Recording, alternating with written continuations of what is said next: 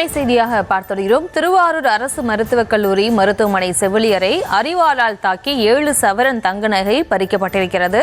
இது தொடர்பான விவரங்களோடு இணைக்கிறார் இந்த செய்தியாளர் நேசராஜன். வணக்கம். என்ன நடந்தது, முழு விவரம்?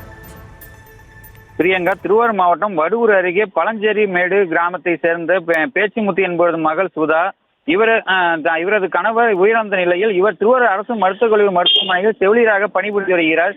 இந்த நிலையில் இன்று அதிகாலை 5 மணி அளவில் அவர் மருத்துவமனைக்கு செல்வதற்காக பழஞ்சேரி மேடு கிராமத்திலிருந்து தனது இருசக்கர வாகனத்தில் அருகில் உள்ள அம்மாப்பேட்டை பேருந்து நிலையத்திற்கு சென்றுள்ளார்.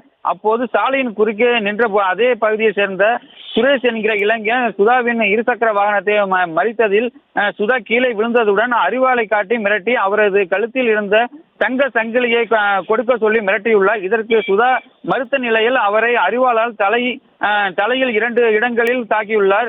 தொடர்ந்து அவரிடம் இருந்து 7 சவரன் தங்க சங்கிலியை பறித்த அந்த இளைஞர் அவரது இடது பக்க முகம், கை உள்ளிட்ட இடங்களில் அரிவாளில் விட்டு அங்கிருந்து தப்பி சென்றுள்ளார். தொடர்ந்து காயமடைந்த சுதா திருவாரூர் அரசு மருத்துவக் கல்லூரி மருத்துவமனையில் அனுமதிக்கப்பட்டு அவருக்கு அங்கு தகுந்த சிகிச்சை அளிக்கப்பட்டு வருகிறது.